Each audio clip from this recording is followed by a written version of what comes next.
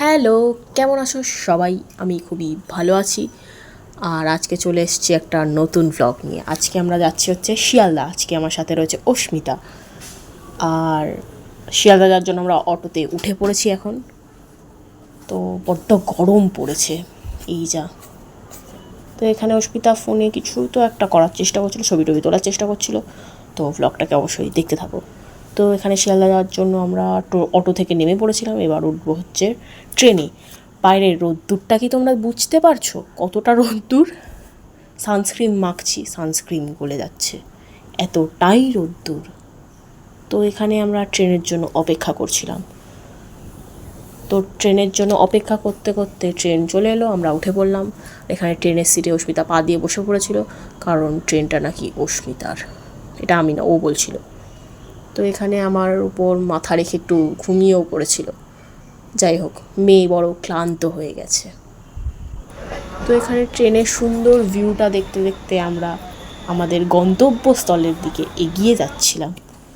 আর আমি এখানে কানে একটা হেডফোন গুঁজে একটু গানও শুনছিলাম। তো আমরা এখন নেমে গেছিলাম শিয়ালদাতে। তো শিয়ালদার মেট্রোর পাশ থেকে রাস্তাটা ধরে আমরা সোজা হাঁটছিলাম, কারণ ওখানে যে কোনো জেরক্সের দোকানেই স্পাইনাল বাইন্ডিংটা হয়। তো এখানে আমরা এখন সোজা হাঁটছিলাম, একদম সোজা।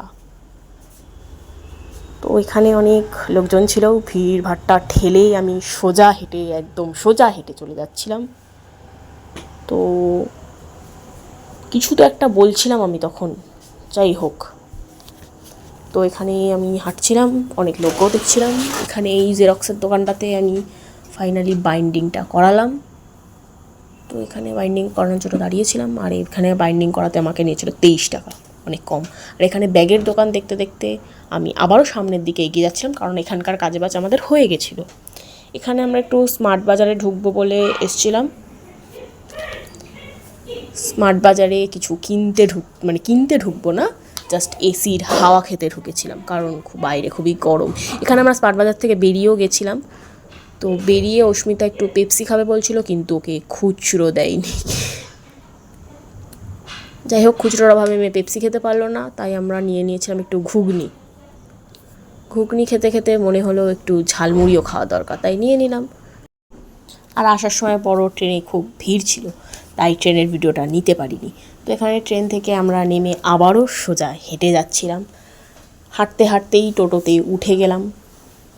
তো টোটোতে উঠে একটু মুখটার অবস্থাটাও দেখে নিচ্ছিলাম, রোদে পুরো পুরো কালুটে হয়ে গেছে। তো এখানে আমরা টোটো থেকে নেমে একটা পেপসি কিনে নিয়েছিলাম ফাইনালি। তো এইখানে খাওয়ার সময় আমাকে একটু হাসিয়ে দেওয়া হয়েছিল, মানে মিনিমাম সেন্সটুকুও নেই মানুষের, যে খাওয়ার সময় মানুষকে হাসাতে নেই। তো অস্মিতা আমার থেকে এখানে পেপসিটা কেড়ে খেয়ে নিল, জাস্ট কেড়ে খেয়ে নিল, মানে কেউ রেসপেক্টই করে না গাইজ। তো এখানে আমি কিছু একটা বলতে বলতে তো এগোচ্ছিলাম, আর লোকজন আমাকে পাগল তো ভাবছিল শিওর। তো আমিও একটু কেড়ে পেপসিটা খেয়ে নিলাম। তো ও আবার আমার হাত থেকে পেপসিটা কেড়ে খেয়ে নিল। তো ওই পেপসি খেতে খেতেই আমি বাড়ির রাস্তায় চলে এলাম। অ্যান্ড এই যে দেখো বাইন্ডিংটা, আর এখানে এই আমসত্ত্বটা আমি ট্রেন থেকে কিনেছিলাম। তো এতদিন ভিডিওটা দেখে থাকো, অবশ্যই লাইক করে দিও, কমেন্ট করে দিও, শেয়ার করে দিও, আর ভিডিওটা ভালো লাগলে চ্যানেলটা সাবস্ক্রাইব করে দিও। তো টাটা।